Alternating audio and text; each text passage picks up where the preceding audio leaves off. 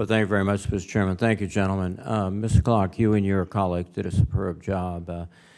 Looking back, when you filed your complaint, were you anticipating extended litigation, or was Wells Fargo cooperative from the very beginning about recognizing this problem and settling? It was interesting, Senator Reed. In the initial response the day after we filed, they said something to the effect that we don't give our customers any accounts or services or products they don't need. They didn't say, in response to our complaint, we didn't give Wells Fargo customers anything they didn't ask for. That was pretty telling to us. We negotiated with Wells over a period of time. Ultimately, we were joined by our partners here before those negotiations were complete. But at the end, I think they cooperated in the sense that we ended up with what we believe to be a very robust series of reforms, the largest penalty in the history of our office, and because of the cooperation and working together with the other agencies here, those reforms and practice changes are nationwide. With respect to the negotiations, would you, your view that the added weight of OCC and the CFPB made a decisive difference in terms of the outcome as well as the speed? I can't be sure of that, Senator, but I really believe that to be the case. Thank you. There's one other aspect, too, of your testimony. You said that Wells Fargo made it difficult, if not impossible, for customers to receive accurate and clear information as to how accounts had been opened up in a consent, which suggests, to me at least, it wasn't just the individual, quote, bad apple, but it was larger than that. Is it your sense that there was some type of either deliberate or negligent sort of treatment of customers that contributed to this, and it's liable for at the company level?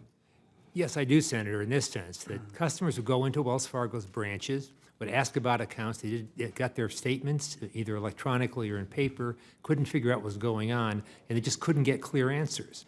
And because the practices were improper, in our view, the Wells employees, in the experience of our witnesses, were not willing to come forward, and they didn't really give them honest answers. Sometimes, as I said in my oral testimony here, accounts were asked to be closed, they were supposed to be closed, and they weren't closed. Thank you. Mr. Curry, you point out that culture is key in any organization, and I think that's obvious. It seems that for years, the culture at Wells Fargo was profit rather than customer satisfaction and customer service.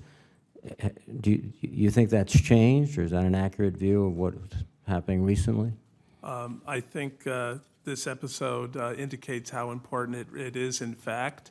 I think what we're looking for as a supervisor is to make sure that the institutions have a full understanding of the importance of culture, the reputational risk that and the financial consequences that can flow when you lose that reputation or engage in activity that calls into question the culture of the institution.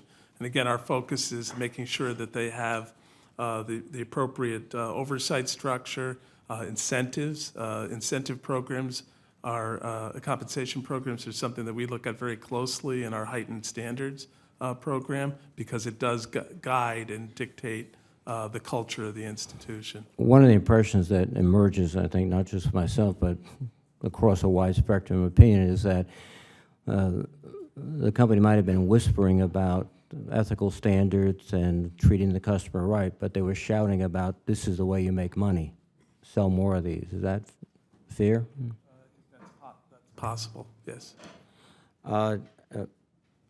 Director Cordray, the CFPB has been engaged in this effort, and again, with your partnership, I think done an outstanding job. Your protection of consumer laws is something that you are expert in. Working with the Comptroller, working with the City of Los Angeles, you brought special expertise. Can you describe the special expertise you brought to the issue? Yeah, I think we all bring a different expertise to this. I mean, the Los Angeles City Attorney's Office is working purely from an enforcement perspective. They brought a lawsuit. They are familiar with local conditions, which is tremendously valuable as we partner across the country, often with state attorneys general or with state banking regulators, in some cases with local officials who are forward-leaning on consumer issues like the LA City Attorney's Office. The OCC brings its deep knowledge of safety and soundness regulation at the institutions, and under this comptroller, I will say, an increasing attention and focus on consumer compliance and how safety and soundness actually affects the individual consumer, which has been a point of a collaboration with the Bureau.